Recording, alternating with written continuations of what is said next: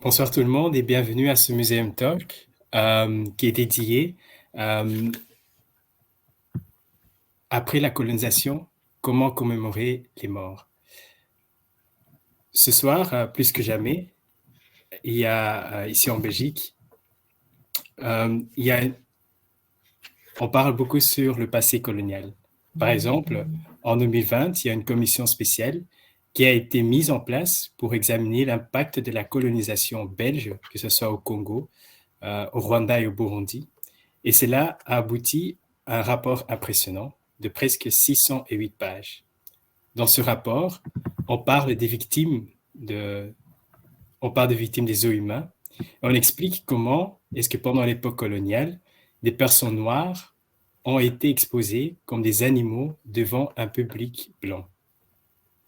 L'exposition actuelle, Zoïma, autant des exhibitions coloniales, à l'Africa Museum, que vous pouvez voir aussi ici sur l'affiche, nous raconte en profondeur cette histoire douloureuse et à l'occasion de 125 ans de l'exposition coloniale de 1897 qui s'était tenue à Tervuren. Elle place le phénomène zoo-humain dans un contexte international et montre comment les personnes du monde entier étaient exposées dans les différentes régions du monde. À l'occasion de cette exposition, le musée propose également une vaste programmation culturelle. Des conférences sont organisées tous les mois sur des sujets tels que la colonisation, la décolonisation et le racisme et l'antiracisme. C'est ainsi que ce soir, on aura un Museum Talk. Après la colonisation, comment commémorer les morts? J'ai l'honneur de modérer ce talk et d'entrer en conversation avec les personnes suivantes. J'ai Georgine, Calvin et Martin. Je vais vous les présenter. Georgine Dibois, elle est ingénieure en électronique. Elle est gestionnaire de projet de Bakushinta. Elle est curatrice de deux expositions présentes, congolaises, présence congolaise en Belgique, plus que de 100 ans, et les oubliés de guerre.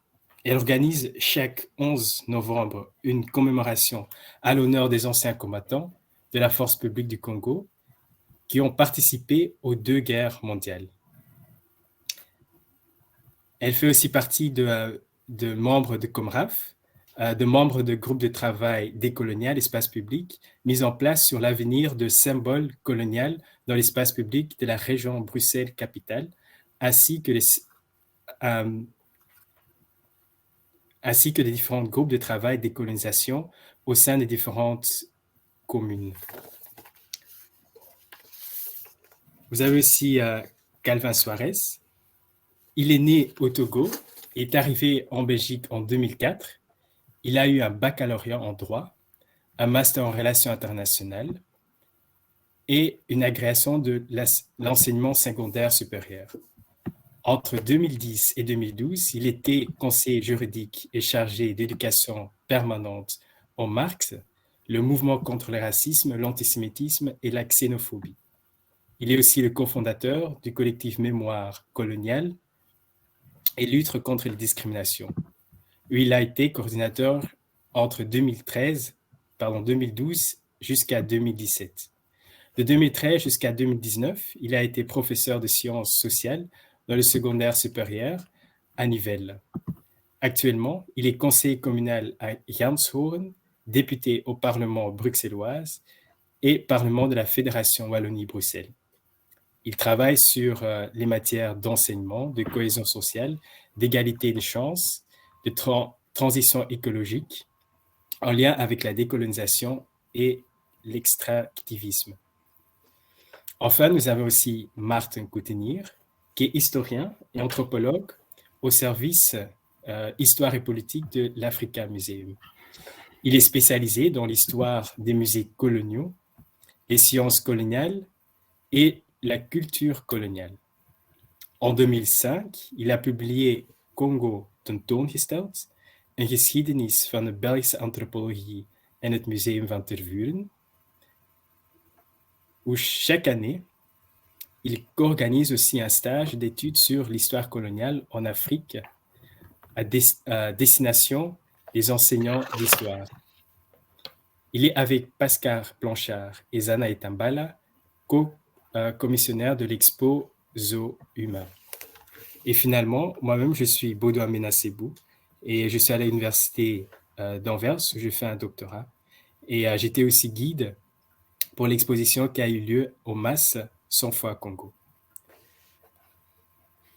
Si vous avez des questions tout autour de ce débat, vous pouvez toujours aller dans le chat et mettre vos questions.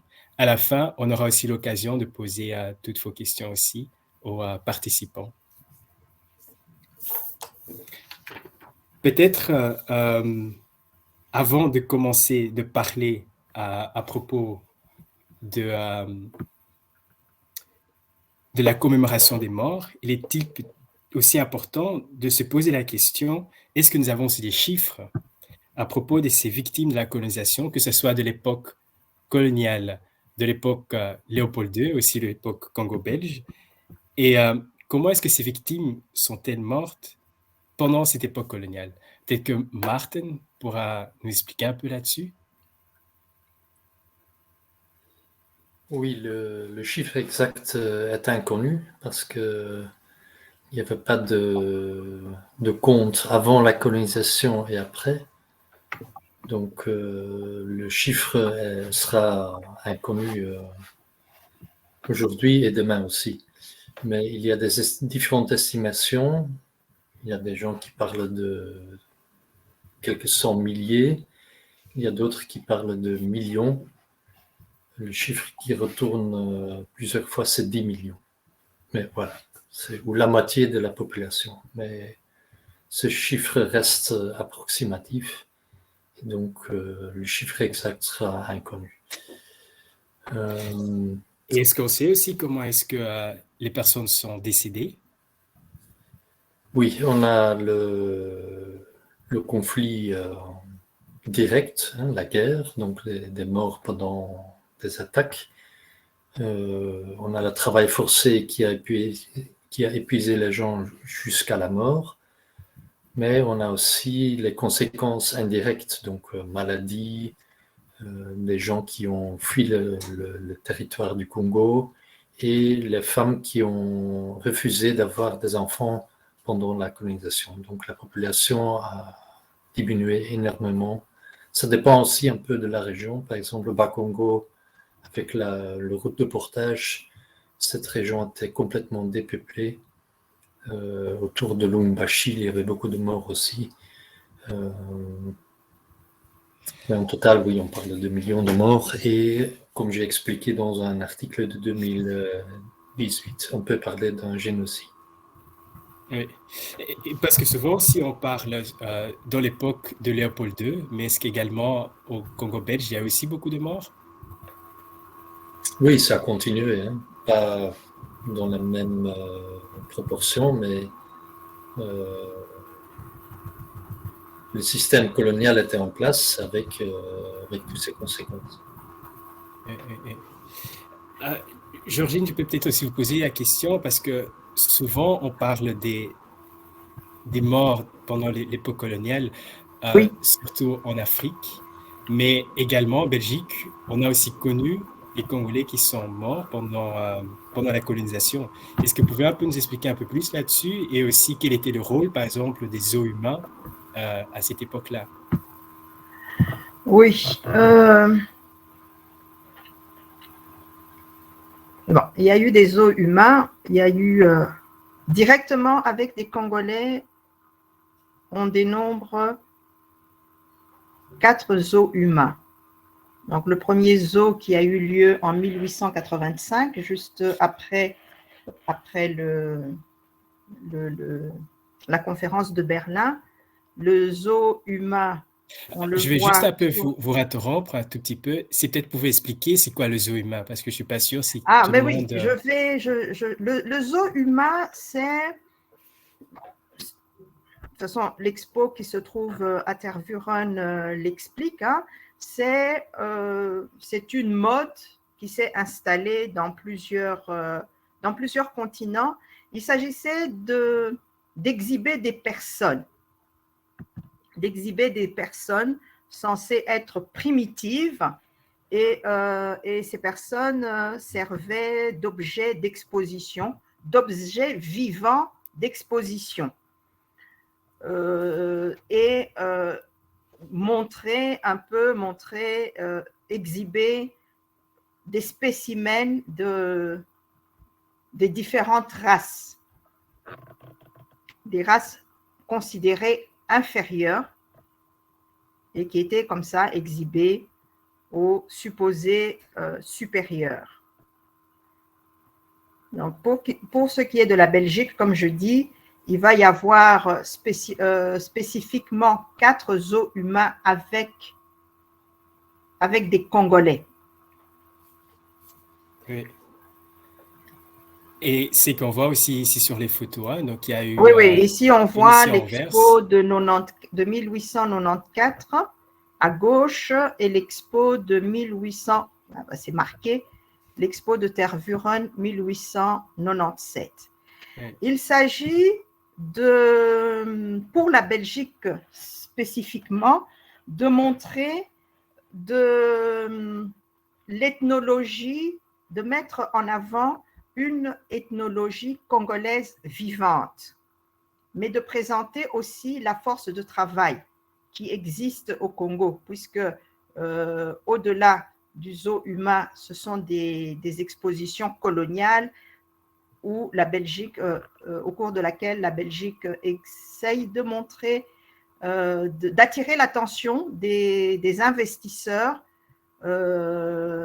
qui pourraient amener l'argent, leur argent au Congo, mais leur montrer aussi qu'il y a des personnes qui sont là et qui peuvent justement fournir qui sont prêtes à fournir les précieuses matières dont les industriels ont besoin en Europe. Donc, c'est cette ethnologie congolaise vivante est d'ailleurs présentée dans ce qu'ils appellent une section ethnographique. C'est une section ethnographique à part entière qui est là et qui fait des démonstrations de l'utilisation de certains objets, objets qui sont là aussi, présentés dans les collections ethnographiques. Donc, il y a des mises en scène qui sont faites et ces personnes donc, sont exposées, exhibées, à faire des démonstrations. Et en même temps, pendant leur séjour, des études anthropologiques poussées sont aussi opérées sur toutes ces personnes. Et autour de de cette ethnographie, on classifie ethniquement les personnes, on crée comme ça des ethnies qui vont d'ailleurs avoir des conséquences, de mauvaises conséquences, hein. Jusqu'après les indépendances, on sait ce que c'est que la décomposition des peuples en ethnies, en tribus et ainsi de suite, ce que ça a donné. La preuve, c'est que, par exemple, au Rwanda et au Burundi, c'est allé très loin jusqu'à ce que les gens s'entretuent complètement et qu'on parle de ces génocides Tutsis, ces génocides entre les Tutsis et les Hutus. Mais il s'agit aussi de montrer très souvent comment ces peuples primitifs peuvent être encadrés pour atteindre chaque fois un certain niveau de civilisation. D'ailleurs, l'expo de 58 est celle qui va mettre réellement l'accent sur le niveau de civilisation atteint par les Noirs, par les Congolais. Bon, il y a quelques Rwandais et Burundais qui sont aussi là, mais c'est l'œuvre civilisatrice qui est vraiment mise en avant en 1958. Oui. Et si on revient un peu sur cette époque-là, en 1897, Martin, il y a aussi des Congolais qui sont morts, que ce soit à Tervuren, mais aussi même à Anvers, Oui, déjà en 1894. oui, oui. Donc, Est-ce- en 1894, on sait que, d'ailleurs, c'est l'expo 100 fois Congo qui va bien mettre en avant ce qui s'est passé. Il y a 8 morts à Anvers, avec les noms. De quoi sont-ils morts? Les traces ont été retrouvées à l'hôpital, des recherches assidues ont été faites et on sait qu'il y a eu 44 Congolais malades et 8 morts. Il y aurait eu des morts pendant la traversée, ils sont morts des suites de la traversée, mais aussi sur place, des suites des conditions de leur exposition. À Tervuren, pour l'expo de 1897, on dénombre 7 morts, mais il y a eu 3 ou 4 morts pendant la traversée. Les 3 ou 4 morts de la traversée, il n'y a pas de précision sur ce qui s'est passé, mais on sait que les 7 de Tervuren, il y a un qui est mort juste à leur arrivée et les autres sont morts de maladies essentiellement dues aux intempéries, donc les pneumonies, les bronchites. Oui. Et en 58, il y a encore un bébé qui meurt pendant l'exposition de 1958. Donc, si je comprends bien, il y a eu des différentes personnes qui sont décédées à cette époque-là. Peut-être juste une question aussi pour Martin. Qu'en était-il en fait de ces Congolais? Qu'est-ce qu'on a fait au moment quand ils sont décédés? Oui, Est-ce peut-être qu'il y a juste, aussi une commémoration? oui, juste peut-être une correction pour 94. Els de Palmanar a trouvé qu'il y a 7 morts au lieu de 8. Donc on a... Mais il y a le nom de 8. Hein. Moi je me base sur les noms cités. Il y a 8 noms cités. Je Oui, sais qu'on a parlé de 7, mais il y a 8 noms cités quand même. Hein. Oui, mais il y a 2 noms qui réfèrent vers la même personne. C'est qu'elle s'est trouvée après l'expo à Anvers. Donc elle a corrigé ça par après. Mais donc il y a 15 morts en Belgique à cause des... 15 morts congolais à cause des eaux humains en Belgique. Mais 15 morts, il ne faut quand même pas oublier qu'on devrait compter les morts pendant la traversée. Oui, oui, oui. Cela aussi... Oui. Et donc il y avait 15 tombes en Belgique. Et qu'est-ce qui s'est passé alors de ces personnes quand elles étaient décédées? Comment est-ce qu'on les a enterrées? Est-ce qu'on a ces données-là? Oui. Si juste je pourrais donner à Marthe la parole. Okay. Oui. Les 7 à Anvers sont enterrés à Anvers, mais leurs tombes sont disparues maintenant. Les 7 à Tervuren étaient d'abord enterrés dans une fosse commune. En 21, ils sont déterrés, ils ont reçu leur tombe individuelle. Et durant les années 50, ils ont reçu leur place à côté de l'église. Et l'enfant qui est mort en 58 est aussi enterré à Tervuren, dans la cimetière actuelle. Donc, parmi les autres enfants de Tervuren qui sont morts juste après leur naissance. Et il y a une plaque ou bien quelque chose qui réfère à ces morts? À Tervuren, il y a une petite plaque que vous voyez maintenant. Il y a aussi une petite plaque qui explique les conditions dont ils sont morts. Mais comme on voit dans l'expo aux eaux humains, il y a des voix qui disent que c'est le moment de répatrier les 7 morts de Tervuren et de les enterrer au Congo. Oui. Mais est-ce que ici je dois apporter une correction parce que il y a eu une cérémonie en 1999 hein, de retour. Une cérémonie a été faite pendant le qu'on voit dans le film Oui, Bomatervuren. Bomatervuren, une cérémonie de retour où la terre a été mise dans un petit cercueil. Oui.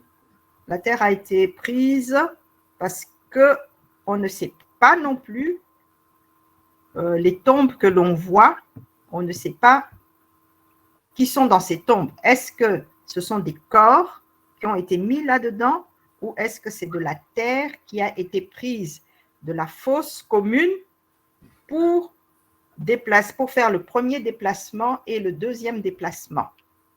Donc ça, le premier déplacement déjà, est-ce qu'on a pu prendre des corps et comment on a pu déterminer que c'était des corps des 7 morts? Donc ça, ce sont aussi des questions qui restent toujours actualité. Donc, si je comprends bien, il y a encore beaucoup de questions qu'on ne peut pas remplir aujourd'hui, ou bien qu'on ne connaît pas jusqu'aujourd'hui. Mais on sait que, par exemple, il y a eu des Congolais qui sont morts ici pendant les différentes expositions. Et ma question, je vais une fois le poser aussi à Calvin, quand vous étiez aussi dans l'enseignement. Est-ce que vous trouvez qu'on parle beaucoup ou bien on parle assez sur l'histoire coloniale et y compris aussi le phénomène des eaux humains et qu'est-ce qui s'est passé? Oui, bonsoir à toutes et à toutes celles qui nous suivent et à tous ceux qui nous suivent.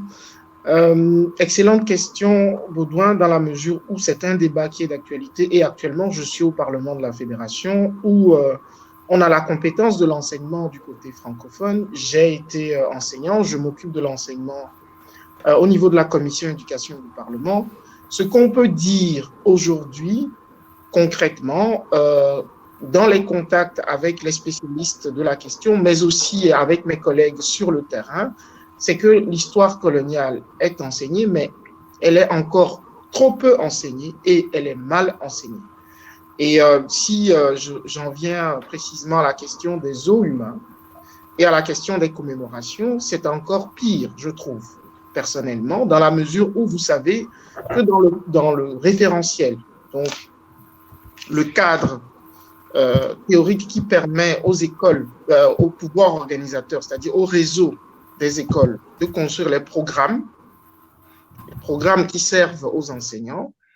La question de la décolonisation, là je parle des grands, hein, donc ceux qui sont en 4e, 5e, 6e secondaire, parce que je trouve que c'est à ce moment que les élèves sont assez éveillés pour pouvoir comprendre et maîtriser toutes les subtilités de l'histoire. Eh bien, cette partie n'est prévue qu'à la fin du référentiel et de manière vague, c'est-à-dire sous le label décolonisation, relations nord-sud. Donc, ce que ça entraîne comme problème, c'est que il y a d'abord, il faut saluer les enseignantes et enseignants qui, de plus en plus, certains prennent l'initiative d'enseigner cela. Et puis, il y a dans plein d'écoles où, selon les enquêtes qui ont été faites, soit on n'arrive pas à cette partie du programme, ou soit on enseigne une autre partie du monde quand on voit la colonisation. Donc, la colonisation en Amérique du Sud, au Moyen-Orient, etc. Donc, aujourd'hui, il y a un véritable problème dans la mesure où cette histoire est obligatoire dans l'enseignement technique et professionnel. Et donc, moi, quand j'étais coordinateur du collectif Mémoire coloniale, je vais dire qu'on a levé le lièvre, c'est-à-dire qu'on a commencé depuis 2013, 2012-2013, à interpeller les autorités de la fédération. Et donc, en 2014, on a rendu obligatoire cet enseignement en technique et en professionnel, ce qui pour nous était un problème. Parce que ça pose la question de l'orientation. Nous, on a écrit une lettre ouverte à la ministre à l'époque. Et on a posé la question de l'orientation. Est-ce que c'est parce qu'on oriente beaucoup les élèves afrodescendants noirs vers les écoles techniques et professionnelles qu'on impose ça là-bas et pas dans l'enseignement général?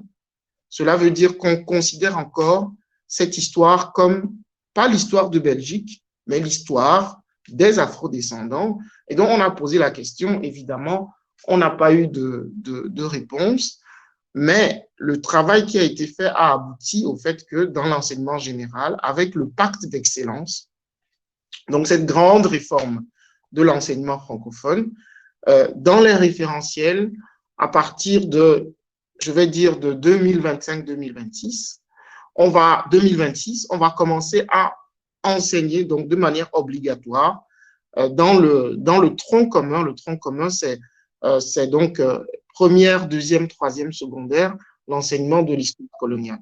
Et donc, pour nous, c'est pas assez, parce que 2026, c'est trop loin. Et donc, moi, j'ai interpellé la ministre en commission en lui disant, elle est allée à Kinshasa récemment pour un colloque. Il est temps que, comme dans le technique et le professionnel, qu'on impose dans le général l'enseignement de l'histoire coloniale. Et évidemment, on ne peut pas enseigner l'histoire coloniale sans enseigner l'histoire du racisme. C'est le racisme et sa conceptualisation qui a emmené les os humains et le fait de hiérarchiser les personnes en fonction de leur couleur de peau. Donc, il faut enseigner l'histoire du racisme et des discriminations lors des négociations pour la formation du gouvernement en 2019. Mon parti, j'ai incité auprès de mon parti écolo pour porter cette question à la table des négociations. Et c'est comme ça que nous avons pu obtenir à Bruxelles, en Fédération Wallonie-Bruxelles, dans l'accord de gouvernement, le fait qu'il y ait un travail qui soit fait sur cette question. Donc, aujourd'hui, on est en train toujours de continuer à mettre la pression. La ministre nous a dit qu'elle était de bonne volonté. Elle a montré des signes positifs. Maintenant, entre la théorie et la pratique, il y a un écart. Moi, j'attends que les promesses qui ont été faites dans l'accord de gouvernement soient appliquées. Il y a des signes, des premiers signes encourageants, mais ça ne suffit pas. Le Covid a ralenti les choses, mais je continue de mon côté à mettre la pression avec mon parti pour que les choses puissent s'accélérer à ce niveau-là. Oui, merci. Donc, si je comprends bien, vous dites que voilà, c'est important d'enseigner cette histoire coloniale-là, mais aussi, ben voilà, comme tout au début, on a expliqué que le thème de ce soir, c'est à propos de parler de ces personnes qui sont mortes pendant l'époque coloniale. Et ma question est maintenant, pourquoi est-il important aussi de commémorer? Et comment est-ce que nous devrons commémorer les personnes qui sont mortes pendant l'époque coloniale? Est-ce qu'une statue, par exemple, ça suffit, ou bien une plaque commémorative ou une exposition, hein, comme l'exposition là qu'on peut voir à Tervuren pour le moment, qui est temporaire, ou bien une exposition permanente? Est-ce que toutes ces choses, ça suffit?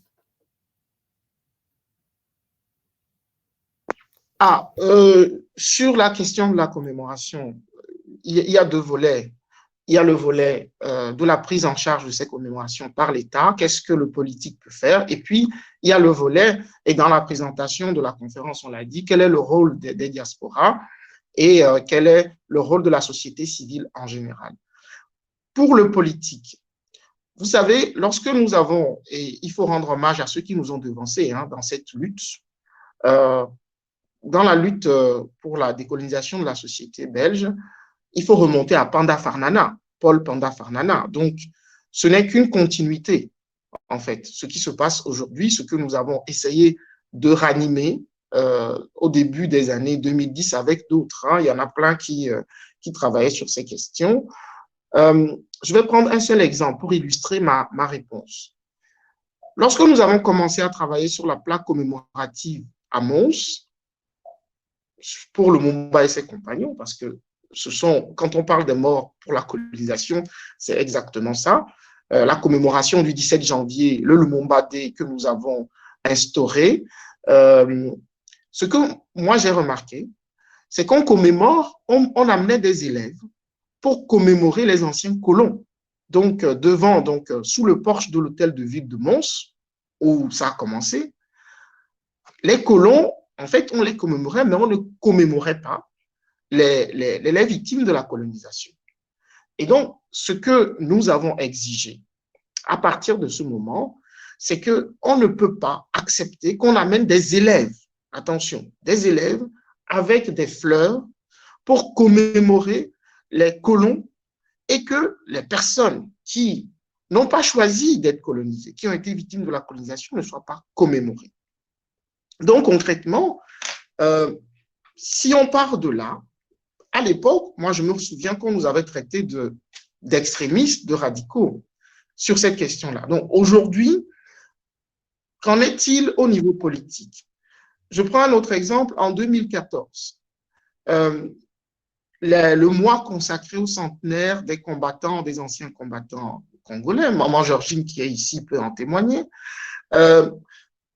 nous avions demandé, en tout cas, Mémoire coloniale avait demandé qu'on puisse profiter de ce centenaire pour poser la question de la commémoration de ceux qui ont donné leur vie, d'abord lors des 2 guerres mondiales pour la Belgique, et ensuite des personnes qui ont été tuées durant la colonisation. Parce que lorsque vous voyez au niveau des hommages qui sont rendus dans l'espace public, que ce soit pour la Première ou la Deuxième Guerre mondiale, vous n'avez pas les noms des personnes qui sont mortes. Et donc, on pourrait même parler, comme on l'a fait pour le Lumumba, d'ériger des stèles, et ça c'est extrêmement important, dans l'espace public pour commémorer les personnes qui sont mortes dans les eaux humaines, mais aussi qu'on ait des moments consacrés à ces commémorations. Par exemple, on a insisté dans les parlements sur le fait que pour la décennie, dans le cadre de la décennie des personnes d'ascendance africaine, mais aussi dans le cadre de la résolution que le Parlement européen a votée dans le même cadre en 2019, qu'on puisse prendre en charge un mois pour qu'on puisse commémorer ces morts-là, parce que c'est une question aussi de transmission, vers les générations futures. Et ça, ce n'est pas encore fait. Il y a eu aussi la question, une polémique à l'époque sur la résolution que j'ai portée avec la majorité et avec d'autres collègues. Je vais citer Nicole Baumélé, je vais citer Gladys Kazadi aussi, avec qui on a discuté, même si elle est dans l'opposition. On a essayé de discuter pour arriver à un texte commun. On a parlé de la commémoration, que à un moment donné, les autorités publiques puissent reconnaître à travers une commémoration, en discutant avec les associations, qu'il y a eu des choses qui se sont passées et que la Belgique assume ce qui s'est passé. Vous parliez tout à l'heure du nombre de morts.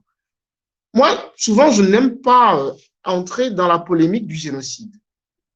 Parce que le génocide, tel qu'il a été conceptualisé, il a été conceptualisé ici avec une explication juridique précise. Moi, à partir du moment où on commet des atrocités de masse, à partir du moment où on tue des enfants, par exemple, ce sont des crimes contre l'humanité.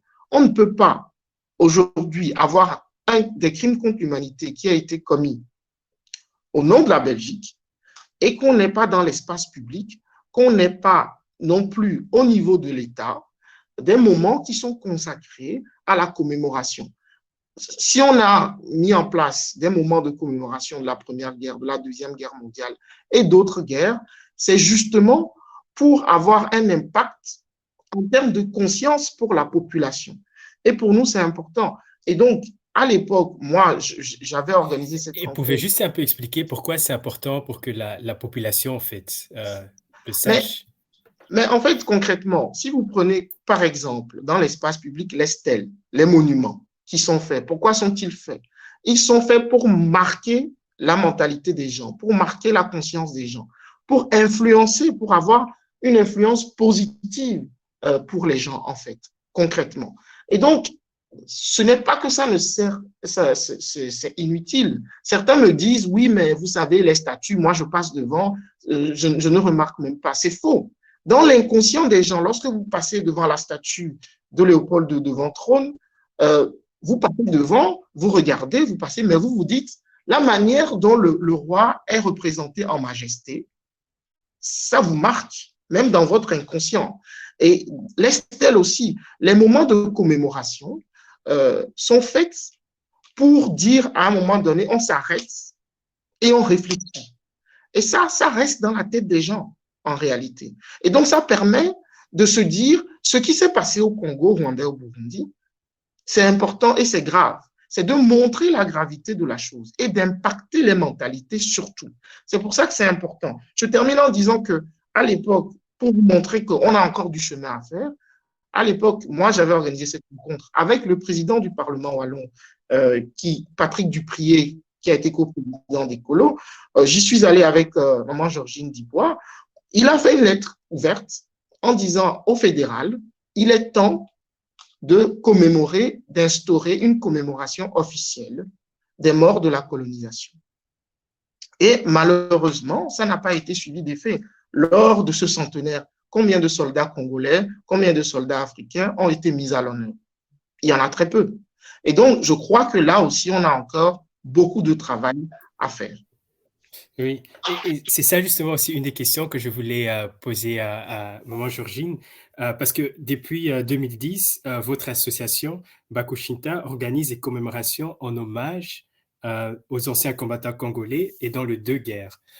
Est-ce que vous pouvez juste un peu nous expliquer c'est quoi justement que vous faites à ce moment-là de commémoration et pourquoi vous le faites?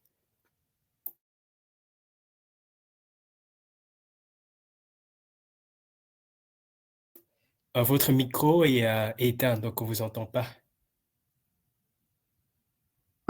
Activé. Oui.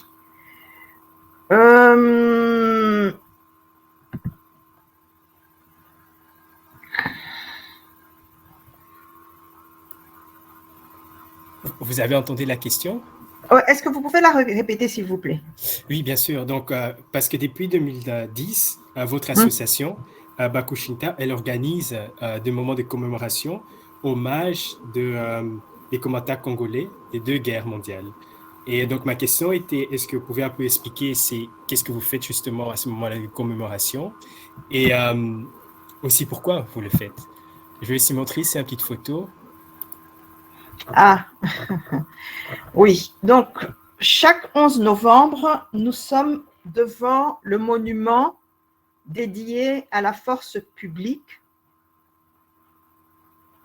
du Congo.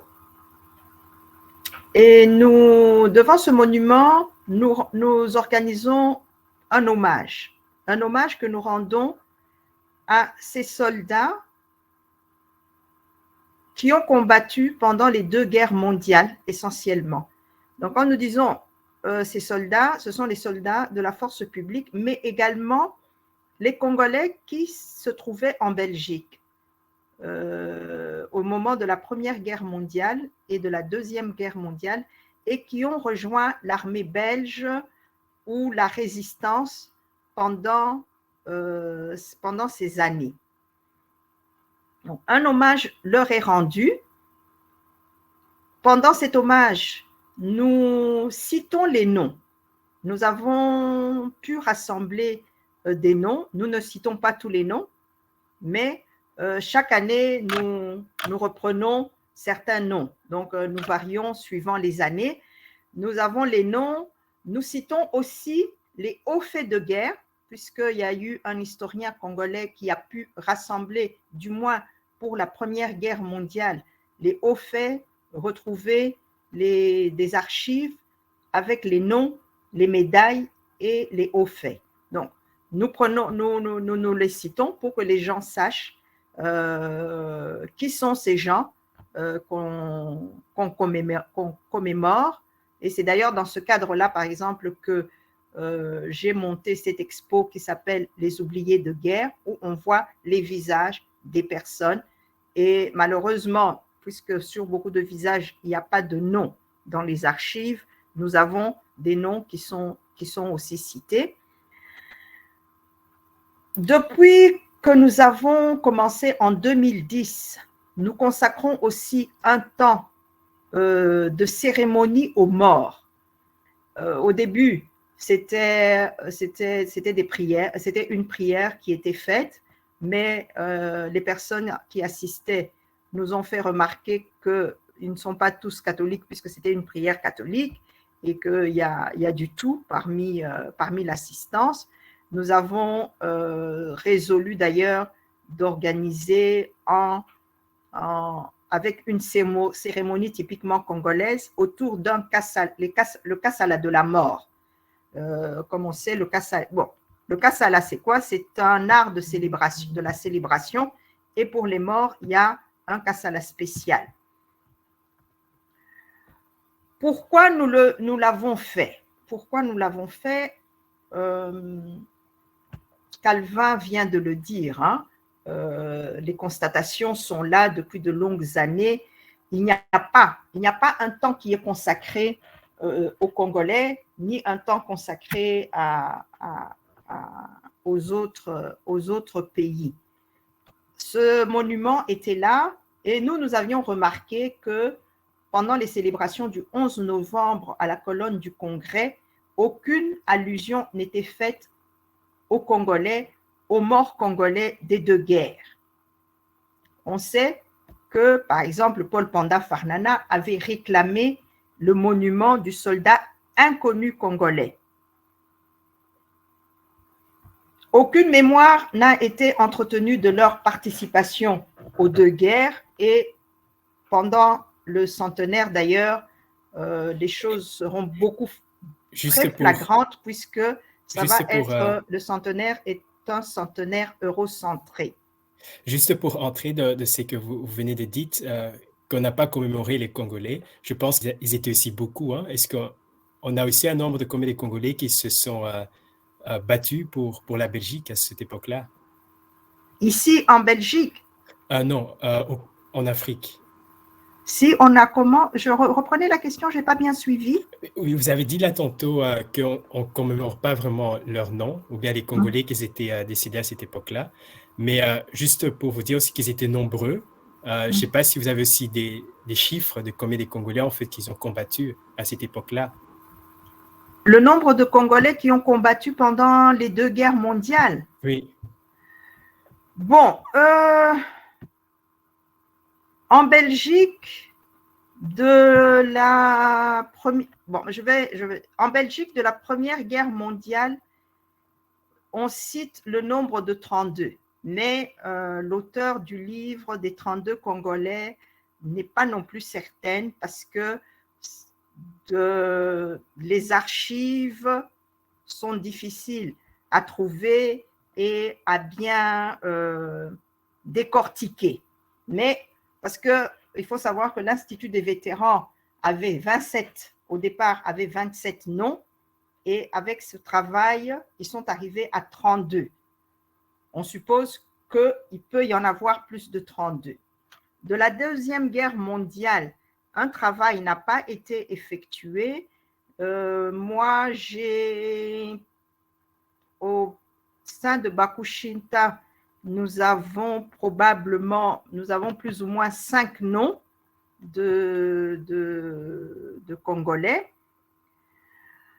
De la Première Guerre mondiale, on sait qu'il y a eu près de 1895 soldats congolais, mais à côté des soldats, il y avait des porteurs. Une affaire de 27 000 porteurs, mais il faut savoir qu'il y avait aussi des femmes et des enfants. Et les femmes et les enfants n'ont jamais été dénombrés. Donc, plus ou moins 29 000 à 30 000 personnes pendant la Première Guerre mondiale. La Deuxième Guerre mondiale, puisqu'elle s'est déroulée sur plusieurs, il y a 5 500 personnes congolais en Éthiopie, qu'on appelait Abyssinie. Il y a 14 000 personnes qui vont aller jusqu'en ce qu'on appelait Nigérie. Nigérie, c'était donc un peu le Nigeria, le Togo, le Bénin, la partie Afrique de l'Ouest. Et puis 5 000 se retrouvent au Moyen-Orient et 330 font la campagne de Birmanie. J'ai répondu à la question?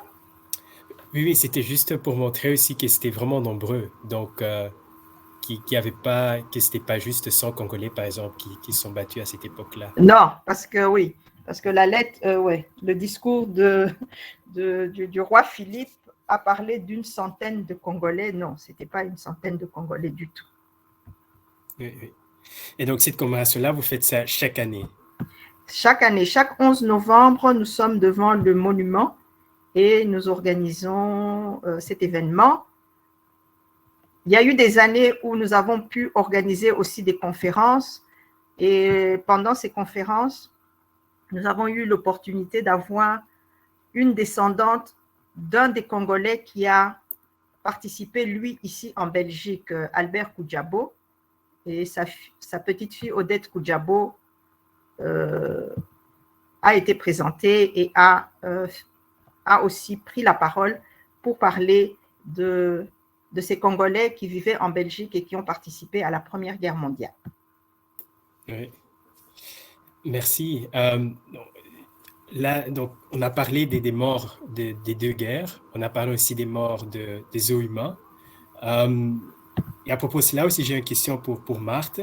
Est-ce que vous pensez que le gouvernement belge, aussi autorités, que ce soit les villes et les communes, ou bien les musées, devront jouer un rôle actif dans la commémoration de victimes de la colonisation?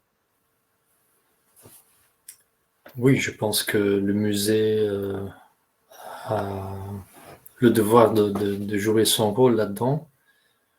Je pense qu'on a déjà commencé avec ça, avec l'expo aux eaux humains, avec l'œuvre de Freddy Tsimba, Ombre, qui projette les noms de certains Congolais dans le musée. Mais comme vous voyez dans la photo ici, le nombre des noms congolais est très petit en comparaison avec les noms des Européens qui sont, ou des Belges qui sont en eau. Peut-être juste pour vous interrompre un peu, vous pouvez peut-être expliquer c'est quoi justement, parce que je ne suis pas sûr si tout le monde est passé à Tervure pour voir. Oui, en eau, on voit les noms des Belges qui sont morts pendant la période léopolienne au Congo. Donc, il y a une liste de 1508 personnes, missionnaires, mais la plupart sont des militaires, femmes, hommes, mais ce sont tous des Belges, donc pas de Français ou Danois. Les noms belges ne sont pas inclus dans la liste. La liste a été créée dans les années 20, dans un temps où il y avait beaucoup de morts parmi les pionniers, comme on disait. Donc, c'est surtout les veuves des pionniers qui ont insisté sur la création de ce monument. Mais donc, il n'y avait pas de nom de Congolais sur les listes. Et après la rénovation, Freddy Tsimba a mis des noms de quelques Congolais sur les vitres. Et quand le soleil entre, ce qui est très peu en Belgique malheureusement, on voit les noms de quelques Congolais projetés sur le mur. Donc l'idée est très bonne, je trouve, c'est très poétique et c'est une sorte de commémoration très, très important. Mais il y a encore un travail à faire, peut-être à ajouter des noms. Je pense pas, par exemple, que le nom de Juste Bonaventure, qui est mort pendant l'expo de 58, est inclus dans la liste. On voit aussi l'espace blanc qui est là. On peut remplir avec des noms de Mziri, par exemple, ou de Ibaka, ou Lumumba, ou autres. Quand le soleil n'est pas là en Belgique, on a quand même autre nom à montrer. Oui, parce que là, tantôt, tout au début, aussi, vous avez dit que voilà, il y a plus ou moins des chiffres, on ne les connaît pas, mais il y a quand même presque 10 millions. Vous avez même parlé d'un génocide. Donc, j'imagine qu'il y a quand même de la place alors pour remplir les noms. Oui, mais c'est ça tout un travail à trouver des noms dans les archives, mais on peut faire ça. Ou bien on remplace les noms inconnus avec des petits croix. Ça, c'est une idée que j'ai utilisée en 2010. Ça montre déjà le nombre de 10 millions en comparaison avec les 1500 qui sont en eau. Et vous pensez qu'il y a aussi la place, si je pourrais dire, de ces noms de pionniers coloniaux, si on pourrait dire, qui sont là? Est-ce qu'on peut encore toujours les commémorer jusqu'à aujourd'hui? Ou bien devrons-nous tout simplement commémorer juste les personnes qui étaient victimes de l'époque coloniale? Comme c'est un monument classé, on ne peut pas enlever le monument. Donc voilà, c'est comme ça, mais je ne pense pas qu'il faut enlever parce qu'ils sont morts au Congo. Ça, on peut commémorer la mort. Il ne faut pas enlever parce qu'ils sont blancs. Mais il faut ajouter le nom des Congolais. Ça, c'est important. Je pense que Georgine voulait aussi ajouter quelque chose. Parce que je voyais, vous étiez en train de dire oui, mais... votre micro est éteint. Oui, je remets mon micro. Oui, c'est, comment dire, l'œuvre de Freddy Simba. Nous, ici maintenant, je parle en tant que membre du Comraf. C'est quand même une œuvre qui a, personnellement,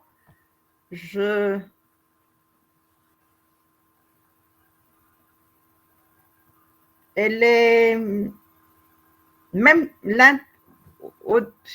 si l'intention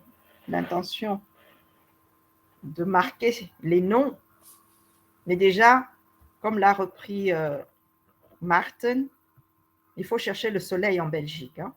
Donc, il faut déjà chercher le soleil en Belgique. Cela aussi a été dit. Peut-on se contenter des 7 morts? Oui, c'est vrai, il y a eu les 7 morts de Tervuren, mais on sait par exemple que lorsque les Congolais repartent, qu'on écourte leur présence, il y a plus ou moins 21 malades dont on ne sait rien. Ont-ils survécu à la traversée ou pas? On ne sait pas, mais on suppose que s'il y avait des alités et des malades qu'on a dû sortir de l'hôpital, peut-être qu'il y a eu des morts avant d'arriver encore à Boma. Et puis, il y a toutes ces victimes de la colonisation, puisque ce monument, ces noms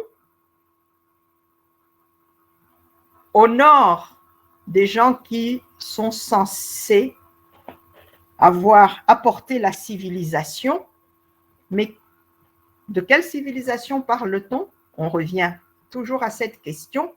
Et qu'en est-il des victimes de cette campagne civilisatrice? 10 000 morts, plus, puisque le Congo belge a fait aussi énormément de morts, des morts connus. On a les Pendé qui se sont révoltés contre le poids du travail colonial. On a les ouvriers de l'Union minière du Haut-Katanga qui se sont révoltés. Et faut-il continuer parce que c'est la question aujourd'hui de l'espace public qui commémore quand même des criminels. Parce que dans ces noms, il y a des noms qui n'ont... On peut dire oui, on va commémorer parce qu'il y a des gens qui sont partis, qui ne sont pas revenus. Ils ont droit à être commémorés, disparus. Mais maintenant, quelle est leur vraie histoire? Quelle est l'histoire de ces noms? Si on va au sein des associations coloniales, quand vous lisez les archives, tout ce qui est écrit, c'est monsieur né à je ne sais pas où, et qui est parti, qui a donné sa vie, sa jeunesse, et qui a accompli. Mais chaque fois qu'il a accompli, il y a les horreurs qu'il a accomplies ne sont jamais relatées. Ne sont jamais relatées. Je vais pas aller loin, parler des victimes de la Shoah. Quand vous allez leur dire qu'on va célébrer un général allemand qui les a mis dans les chambres à gaz, ça va soulever des passions ici en Europe. Pourquoi, quand il s'agit de la colonisation, doit-on continuer à garder et à justifier des noms de criminels? Parce que Martin, s'il a écrit un article où il parle de génocide, ces personnes qui sont mises là font partie des personnes qui ont commis ces génocides, ou utilisons tous les termes qu'on veut utiliser. Calvin a dit, pour ne pas soulever des passions non plus autour de l'utilisation du mot génocide, crime contre l'humanité, on utilisera tous les noms. Mais ils ont commis des choses qui n'étaient pas acceptables et qu'on ne peut même pas expliquer compte tenu du contexte, parce que le contexte de la colonisation n'est pas explicable. Commettre des crimes et faire tout ce qui a été fait de mauvais n'est quand même pas explicable. Donc ces noms, monuments classés, oui, monuments classés, il faudra trouver une solution. Il faudra trouver une solution. Le monument est classé, mais ces noms doivent-ils continuer à apparaître? Oui. Oui. Donc, si je comprends bien, c'est encore une question en fait qu'on doit continuer à réfléchir là-dessus. Et je pense justement aussi ce Museum Talk de ce soir, ça donne aussi une opportunité de justement aussi en parler. Mais le temps est là aussi. Donc, on va presque terminer notre discussion, mais je voulais juste encore montrer une image que peut-être Marthe pourra un peu expliquer. Cette image, parce qu'on le trouve aussi dans l'exposition. D'ailleurs, pour toutes les personnes qui n'ont pas encore vu l'exposition, je vous recommande vraiment d'aller le voir. Elle est là encore jusqu'en mars. Et donc, vous pouvez aussi prendre le temps, vraiment encore une fois de plus, de réfléchir aussi de tout ce qu'on a pu échanger ce soir. Je voulais juste encore ajouter une petite chose sur ce que Georgine a dit, que les noms des Européens sont encore là, mais il faut donc ajouter des informations, par exemple sur Brasseur. Brasseur, c'est un criminel, donc il faut peut-être mettre un ordinateur à côté avec tous les noms où on trouve les explications plus justes, plus décolonisées autour de ces personnages qui ne sont pas des héros coloniaux, mais qui sont parfois des criminels ou des personnes qui ont commis des crimes au Congo. Et sur la peinture qu'on voit ici de Roméo, on voit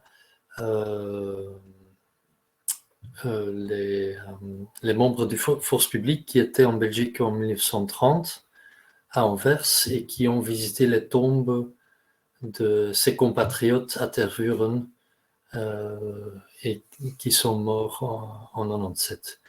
Et donc on voit les militaires qui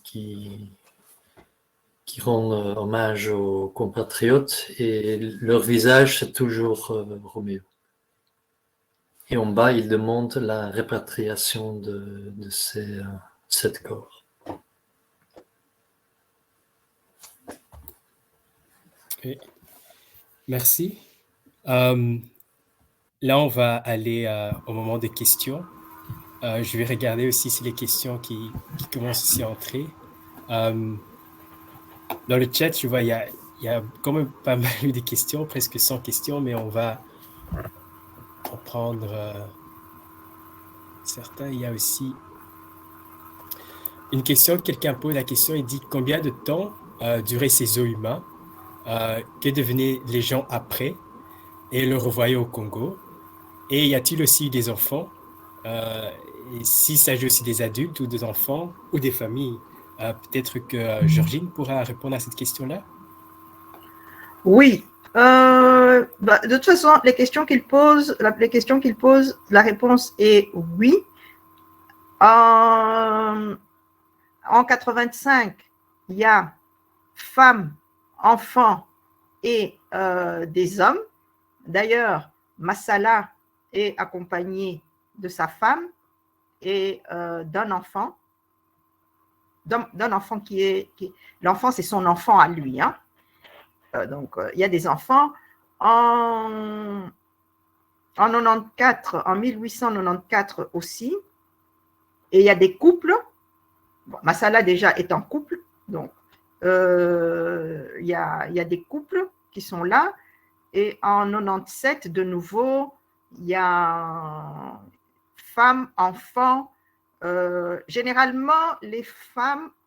Ah non, non, toutes les femmes n'étaient pas les épouses des hommes. Mais voilà, il y a des familles et il y a femmes, enfants. Il y a des familles, il y a des couples sans enfants.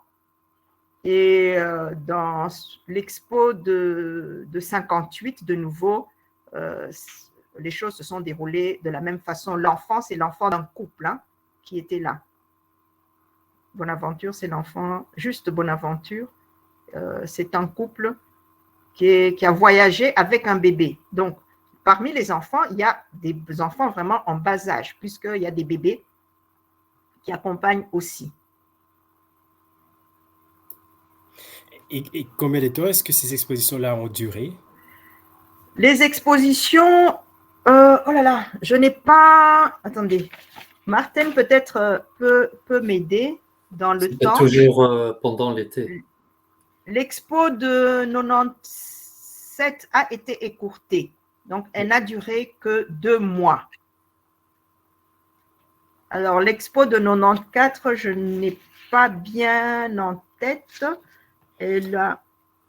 Mais on pourra mettre aussi des liens, par exemple, par après dans le chat pour les gens, peut-être que des articles, que ce soit peut-être vous ou bien Marthe avait écrit. Oui. Bon, on a les dates de telle date à telle date, mais je n'ai pas pris soin de retenir le nombre. Mais c'était quand même la durée de l'expo. Hein. Généralement, les expos, l'expo de 97 a débuté en mai et s'est terminée en fin septembre. Mais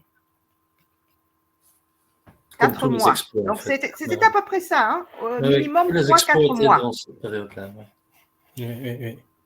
Il y a aussi une autre question là, que je veux rentrer. Peut-être une question que je pourrais poser ici à Marthe. On parle ici, quelles sont les différences, blocages institutionnels, que ce soit juridiques, scientifiques, empêchant les répatriements des dépouillages congolaises mortes durant l'exposition coloniale. Et alors, il y a quelqu'un qui donne aussi l'exemple de la restitution de Serge Bartman qu'il y a eu en France. Avec la France et l'Afrique du Sud en 2003. Peut-être si on pourrait d'abord commencer à expliquer c'était qui Serge Bartman, qu'est-ce qui s'est passé, et aussi quels sont les blocages en fait institutionnels. Oui, Serge Bartman, c'est une femme sud-africaine qui était exposée en Angleterre, Irlande et France, et qui est morte à Paris début du 19e. Donc elle était exposée dans le musée de l'Homme jusque dans les années 70. Et maintenant, elle est réenterrée, je pense que c'est 2002 ou 2003. Donc après Apartheid, elle est retournée vers le pays. Et donc c'est Nelson Mandela qui l'a demandé. Mais en France, tout est réglé par loi. Donc pour chaque répatriation, il y a une loi séparée. En Belgique, il n'y a pas de loi pour le moment. Et donc, c'est la responsabilité de la politique. Et quelle peut être la responsabilité alors des scientifiques, par exemple, ou bien des musées? Je pense qu'il y a aussi Nous, on fait un projet Home, si je ne me Oui, trompe pas. oui. Si C'est peut-être Lise pouvez un peu nous Bussel expliquer un peu là-dessus. c'est Lise Bussel, en fait, un collègue de moi qui travaille là-dessus. Et c'est un projet de 2 ans pour faire l'inventaire des restes humains qui sont encore en Belgique, dans les musées, mais aussi dans les universités et les collections privées. Donc, c'est tout un travail de faire l'inventaire, de faire des recherches sur la provenance de ces collections, et après, contacter le diaspora, le membre des diasporas concernés et les experts en Congo pour travailler ensemble pour répatrier les restes. Donc, Lise part ce week-end au Congo pour renforcer ce dialogue Congo-belge. Et donc, ça prend du temps, il faut faire des recherches, mais c'est aussi quelque chose qui est très émotionnel et difficile, et donc ça prend du temps. Et peut-être que moi, Georgine aimerait bien encore ajouter quelque chose là-dessus. Bon, je crois que bon, moi ce que j'aimerais dire, c'est que j'ai signalé que les 7 morts de Tervuren, sur demande de certains membres de la diaspora congolaise, la cérémonie de retour au pays a été effectuée, et que finalement disons quand même les corps,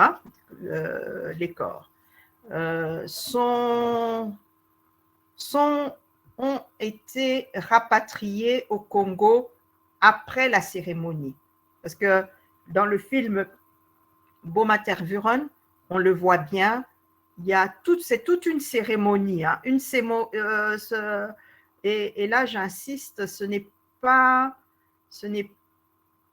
pas du théâtre qui se fait.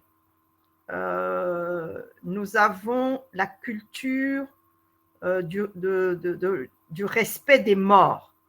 Nous avons vraiment cette culture-là. C'est profondément ancré chez les Africains, et ça n'a pas été une cérémonie facile à faire. Monsieur Ngandou-Mouela, qui a présidé à cette cérémonie, s'est mis vraiment dans, comment dire, en plein dans toute cette procédure qui veut que on s'adresse aux morts. Nous le faisons quand nous organisons, par exemple, la commémoration des anciens combattants. Ce n'est pas pour rien non plus que nous citons les noms. Et pendant la partie Kassala, on s'adresse aux morts. Et dans cette cérémonie, il s'est adressé aux morts pour leur dire: nous venons pour que vous puissiez rentrer chez nous. Nous sommes venus vous chercher pour que nous rentrions chez nous.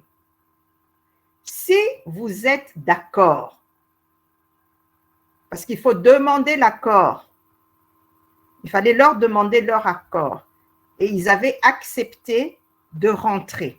C'est ainsi que cette cérémonie a pu se faire, qu'on a pu prendre.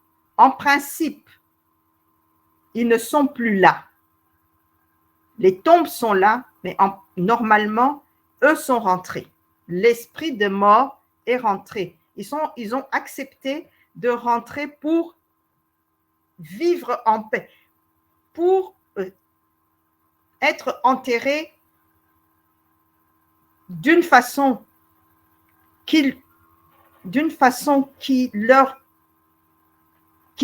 façon la plus correcte possible. Et parce que même Ngandou-Mouela le dit, ici, on vous avait jeté. Parce qu'il faut tenir compte que de la fausse destinés aux prostituées et autres malfrats, ils n'ont pas été mis réellement dans un cimetière avec les autres. Ils étaient quand même à l'écart. La photo que Martin Coutinier a présentée, ils sont à l'écart dans cette première sépulture. Ils sont vraiment à l'écart et cette fois-ci, ils sont toujours à l'écart. Ils sont les 7. Ils sont seuls 7 là, chaque fois. Ils ne sont pas au milieu de tous les autres morts. Non, c'est chaque fois à l'écart. Ceux d'Anvers ont été enterrés tous dans une fosse commune, uniquement pour eux. Donc, comment dire,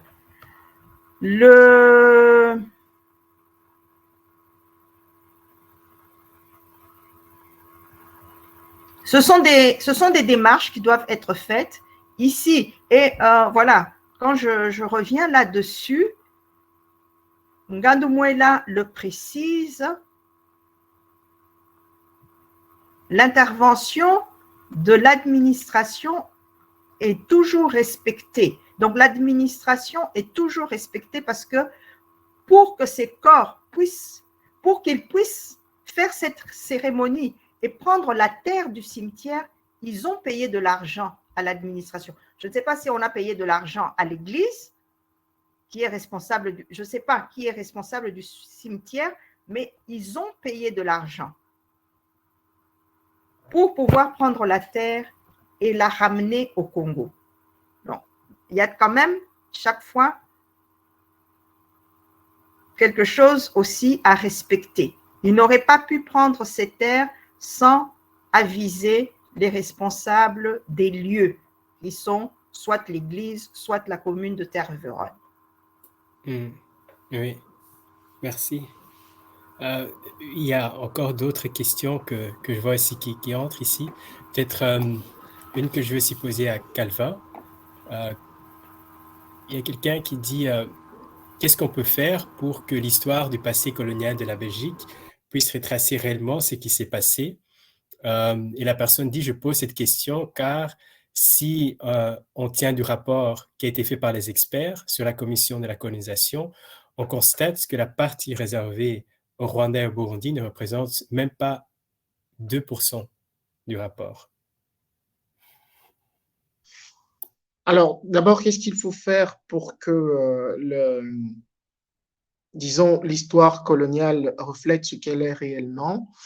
Il y a toute une série de choses à faire qui ont déjà, disons, connu un début à travers un enclenchement. Donc, si je prends tout ce qui se passe aujourd'hui dans les parlements, on a parlé du Parlement fédéral, mais il ne faut pas oublier qu'il y a des choses qui se font également. Il y a une commission au Parlement bruxellois et au Parlement de la Fédération Wallonie-Bruxelles. Il y a un texte qui est en train de faire son parcours législatif. Donc, il y a des choses qui sont en train de se mettre en place pour que, dans le domaine de l'enseignement, dans le domaine de l'espace public, mais aussi, surtout, dans le récit officiel.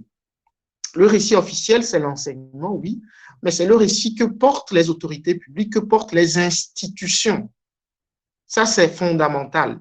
Et donc, on parlait tout à l'heure, et j'ai dû m'absenter, comme peut-être que vous l'avez dit, mais comme je suis au Parlement, j'ai dû aller voter, mais je veux dire que le récit des institutions, c'est aussi les commémorations en réalité.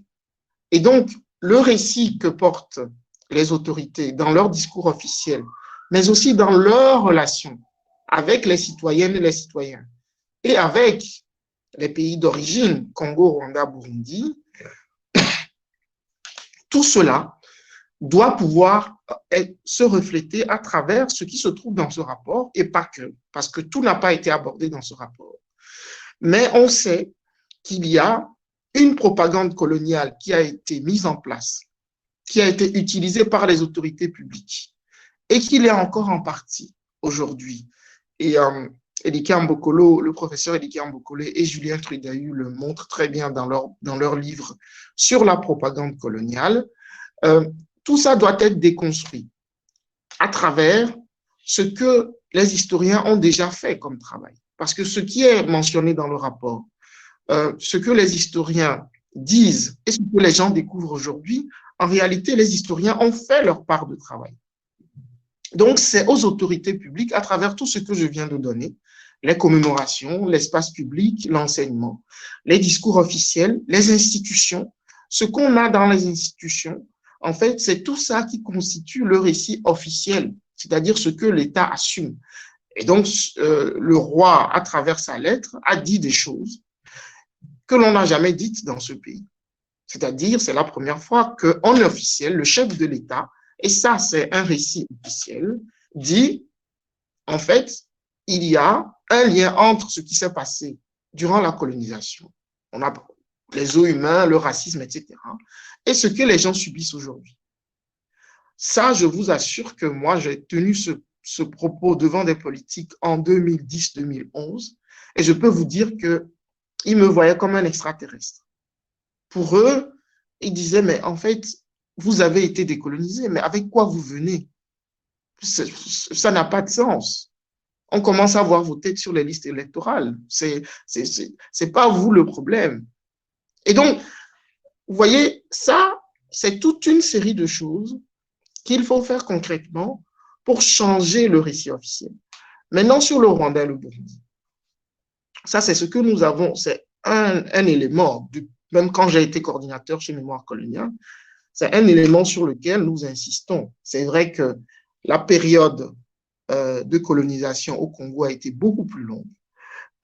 Disons, les rapports d'exploitation étaient beaucoup plus longs. Mais nos concitoyennes et concitoyens d'origine burundaise et rwandaise, il faut le dire, et le rapport même le mentionne, et les retours que j'ai aussi ont pris ça comme quelque chose de très violent, en fait. Et donc, lorsqu'on ne parle pas de vous, c'est comme si on vous niait un peu. Et donc, je crois qu'il y a là un véritable travail et les experts ont bien fait de rappeler au gouvernement et aux députés qui vont travailler sur ces questions que le Rwanda et le Burundi sont aussi extrêmement importants et que si on a eu, il faut le dire, si on a eu un génocide, ça ne vient pas de nulle part, ça ne tombe pas de nulle part. Moi, je refuse qu'on mette toujours toute la responsabilité sur Hutu, Tutsi, etc. Ça a des racines. Et donc, le rapport le montre, Hutu, Tutsi, c'était plus un statut social, en fait. Et donc, dans l'espace public, dans les récits officiels et dans l'enseignement, etc., le Rwanda et le Burundi doivent aussi figurer. Et donc, je crois que là, pour nous politiques, mais aussi pour les experts et les députés de la Commission fédérale, c'est un vrai enjeu. Oui, je vais juste un peu vous demander peut-être de dire le dernier mot parce qu'il y a très peu de temps encore qui nous reste. Il y a encore beaucoup de questions ici. Je ne sais pas si vous voulez encore ajouter quelque chose. Ah non, j'avais fini. OK. Ici, peut-être encore une question à Marthe. Vous travaillez souvent aussi au Congo même. Est-ce que le président congolais, il a aussi demandé, par exemple, la restitution de ces corps des Congolais qui sont morts en Belgique? Est-ce qu'au Congo, si c'est quelque chose dont on parle? Oui, la dernière fois que j'étais au Congo, c'était en 2010, donc non, 2017, donc c'est déjà un peu longtemps que j'étais au Congo, mais c'est une des choses que le ministre de Culture m'a parlé immédiatement, c'est quand vont retourner les 7 corps de terreur. C'était la première chose qu'il m'a demandé. Donc c'est quelque chose qui est...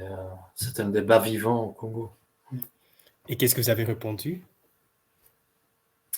Qu'ils étaient déjà retournés, comme Georgine a expliqué, d'une manière symbolique ou spirituelle, mais que les corps restent encore en Belgique. Et je pense qu'il est temps d'avancer dans ce dossier. Oui. Et de quelle façon, par exemple, est-ce qu'on pourrait avancer dans ce dossier-là? C'est maintenant à la politique de s'engager et de prendre des décisions, je pense. Il y a encore une question ici que peut-être je vais demander à Maman Georgine de répondre. Il y a quelqu'un qui dit c'est très intéressant, mais pour nous qui sommes à Kinshasa, comment avoir une meilleure approche de la problématique?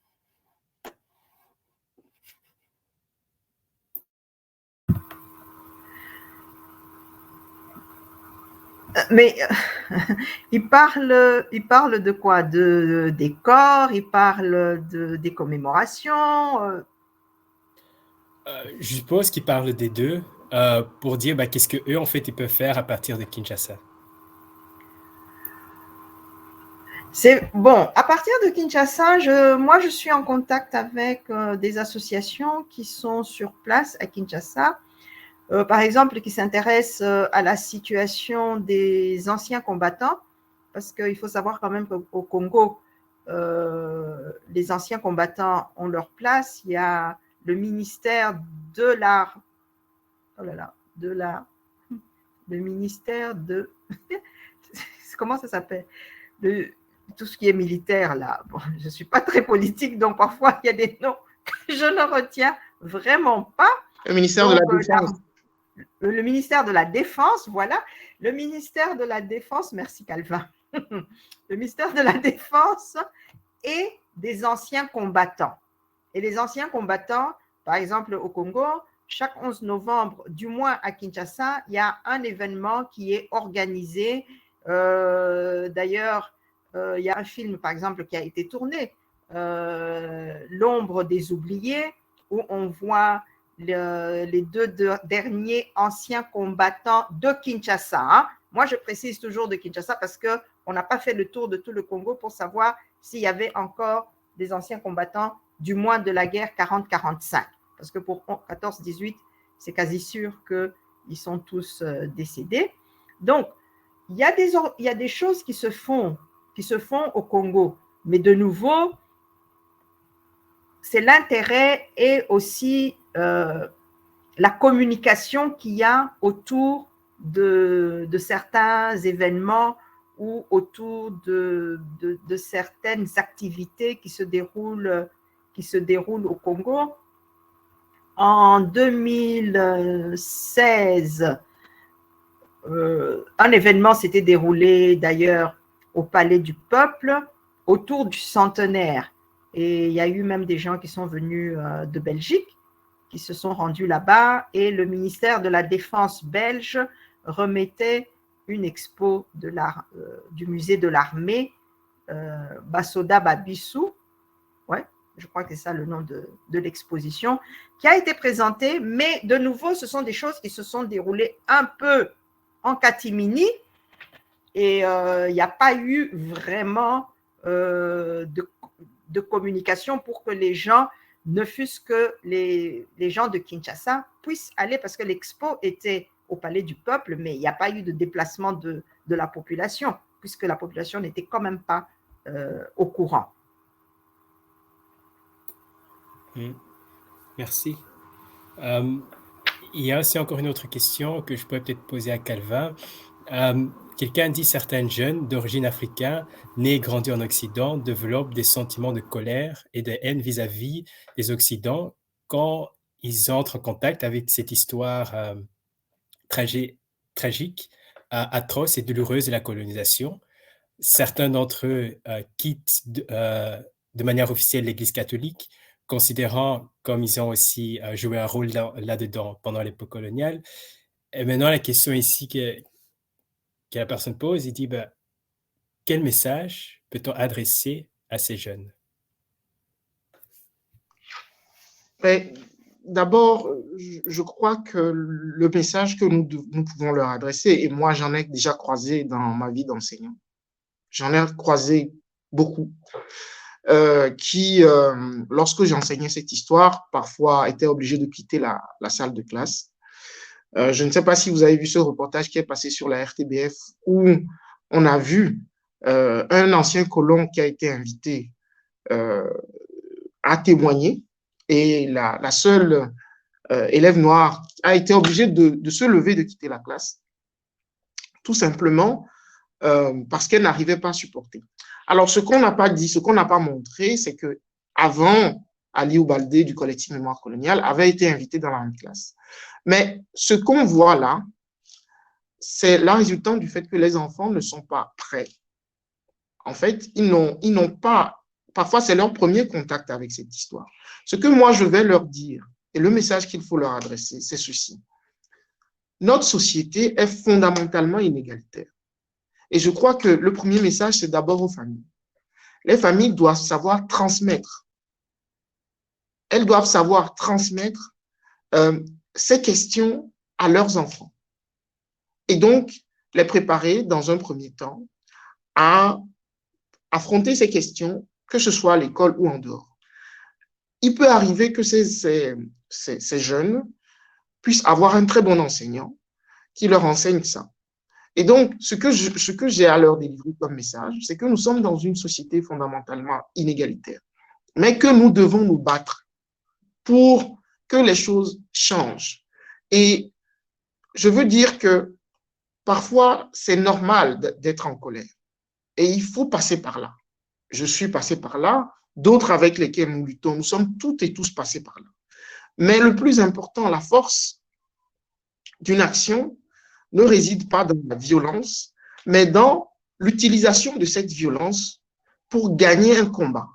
Et ça, c'est extrêmement important. C'est-à-dire qu'il est très important de s'instruire, il est très important d'aller chercher, lorsqu'on n'a pas dans sa famille des références, d'aller chercher des associations, des personnes qui peuvent les initier. Ça, c'est extrêmement important. Et ensuite, de pouvoir en parler. Donc, lorsqu'ils et elles ont des choses en eux, il est très important qu'ils puissent, même en contactant des gens sur Internet. Là, nous sommes en train de parler. Je pense que moi, je reçois des dizaines de messages de jeunes. Quand je poste des choses, qui me posent des questions, il ne faut pas qu'ils hésitent et qu'ils en parlent dans leur famille, qu'ils obligent leurs parents à leur en parler. Et donc, il y a des parents qui n'aiment pas en parler. Je pense que c'est fondamentalement important que dans les familles, qu'elles soient congolaises, rwandaises, burundaises ou qu'elles soient africaines, que les enfants disent aux parents, nous voulons que vous nous parliez de cela. Et je ne parle pas seulement des afrodescendants. Moi, j'ai reçu ici des descendants de colons venus de familles très riches au Parlement ici qui m'ont dit, nous sommes venus vous voir parce que nous, et ce sont des Blancs, nous voulons discuter avec vous parce qu'on dit beaucoup de choses et nous nous sentons mal à l'aise. Et donc, nous voulons discuter de cela avec vous. Et il est très important de pouvoir sortir la colère qu'on a en discutant de cela. Et je terminerai en disant aux jeunes d'origine africaine, ne dites pas tout le temps que vous êtes des victimes parce que dans votre histoire, il y a des très grands empires. Dans votre histoire, il y a de très grands royaumes. Dans l'histoire de vos racines, vous venez de très grandes civilisations. Et vous devez être fiers de vos origines. Mais vous devez être fiers de la société dans laquelle vous vivez aussi, parce que vous devez contribuer à la transformer. Et ça, c'est un message très important. Et aux jeunes d'origine européenne, je leur dis, vous n'êtes pas coupables, puisque ça a été fait par le passé. Mais une fois que vous avez l'information, et ça, je dis ça aux jeunes afrodescendants aussi, une fois que vous avez l'information, si vous n'en faites rien, oui, là, vous pouvez vous en prendre à vous-même parce que vous avez l'information et vous devez en faire quelque chose. Voilà le message que je peux passer aux jeunes ce soir. Et juste, si je peux rajouter, j'ai oublié, on n'en a pas parlé, mais au musée, on parle de commémoration. Au musée, je ne peux pas laisser ça passer. Au musée, vous avez une grande fresque où on a les noms de colons qui sont morts durant la colonisation. Lorsqu'on a parlé de décolonisation, nous avons dit, et les associations, et pas seulement Mémoire coloniale, beaucoup ont dit, c'est pas possible, et nous avons proposé qu'on fasse une fresque de la même dimension en dessous et qu'on mette les noms des résistants à la colonisation, de morts durant la colonisation, on parle de commémoration. Alors, on nous a parlé de cette œuvre qui a été faite où on projette le soleil. Donc, quand le soleil sort, il se projette sur les nerfs des 7 personnes mortes durant l'exposition universelle. Mais n'oublions pas que quand les gens viennent, ils ne sont pas toujours au courant. Quand il n'y a pas de soleil, on ne voit pas ça en réalité. Et donc, il faut vraiment avoir l'esprit alerte pour voir cette projection des noms sur les murs. Ça, je prends juste cet exemple pour montrer que dans les musées, il y a aussi un travail qui doit être fait. Quand on prend des crânes, Et on avait aussi en parlé là tantôt, au moment que vous étiez en voilà, train de voilà. voter. Je tenais quand même à le dire parce que Oui. pour moi, c'est essentiel. Merci. Oui, non, merci. Je vais juste avoir encore une dernière question, comme on est déjà là à 9 heures. À maman Georgine, quel message avez-vous pour le musée africain dans son travail de mémoire et de commémoration?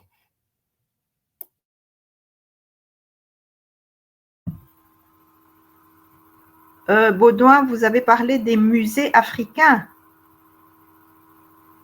C'est quoi la question? Les musées africains? Non, oui, je lis ici la question. On dit, quel message avez-vous pour le musée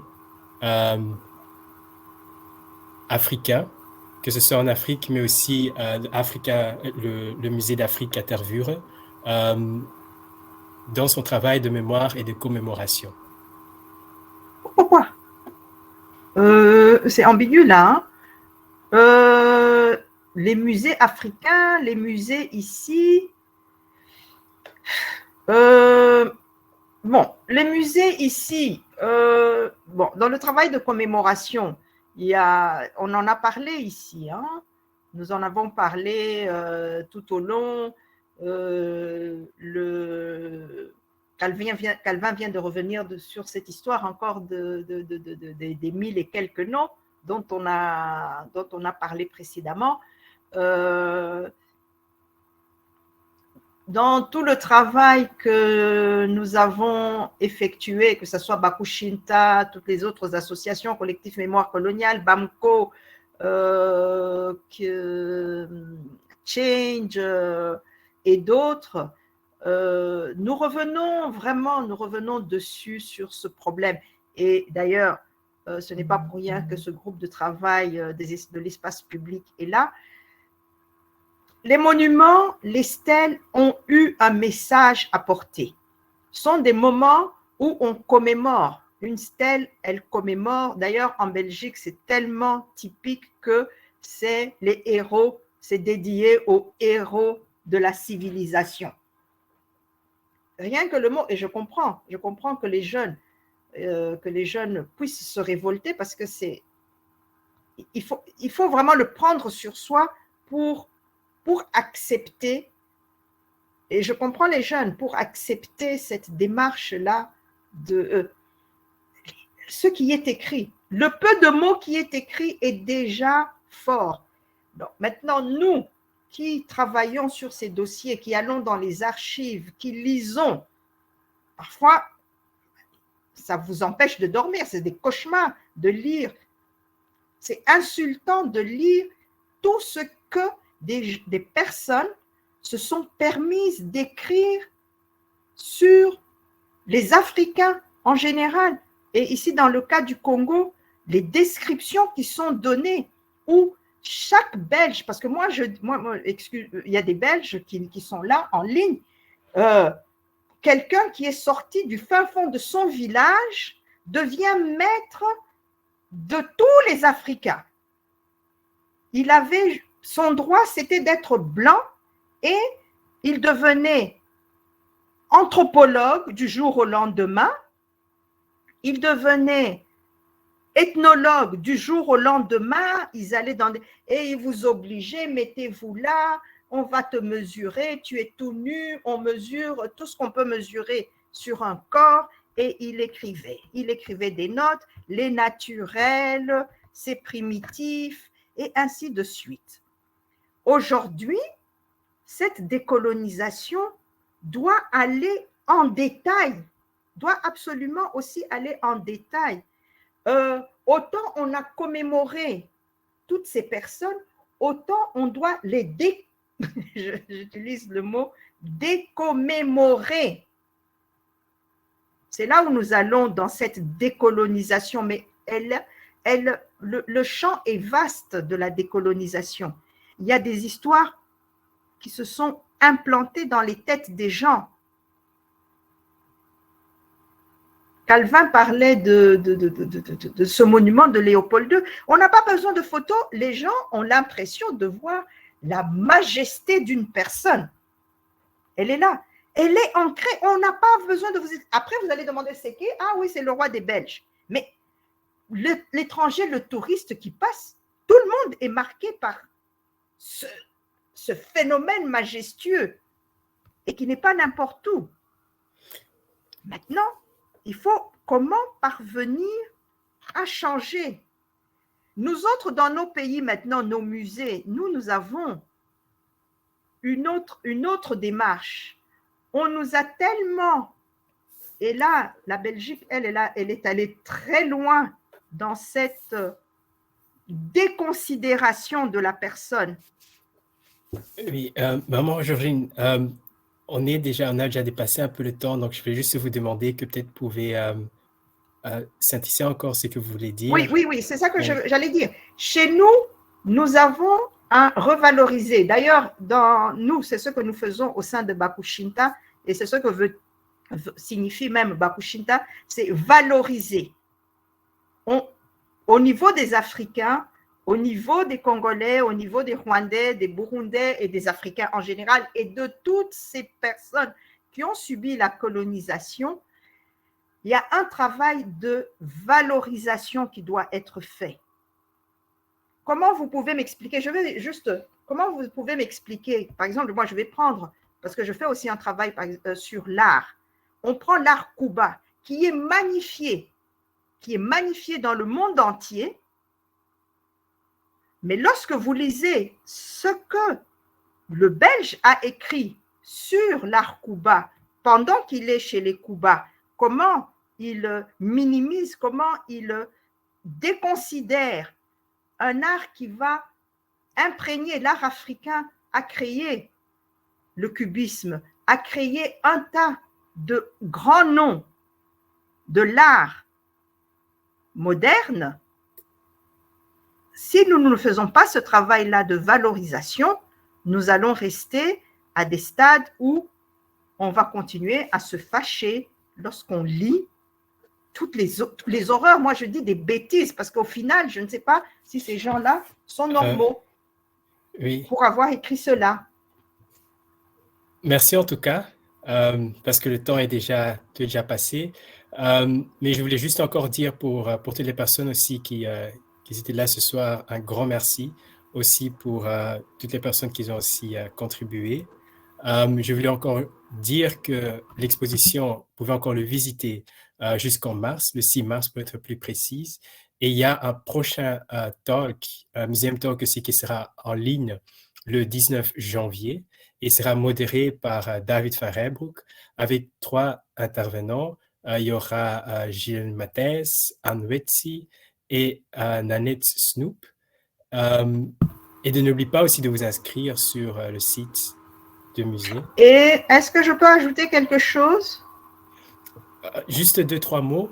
Oui, parce qu'on parle de l'expo Zoo Humain, savoir aussi que il y aura le parcours du zoo humain de Tervuren. À côté de l'exposition Zoo Humain, un parcours de l'expo Tervuren du zoo humain dans le parc du musée de Tervuren, du musée de l'Afrique centrale, royal de l'Afrique centrale. Ok. Mais tout ça sera mis en ligne sur le site du musée. Oui. Merci. Donc, aussi tout le monde on a bien entendu.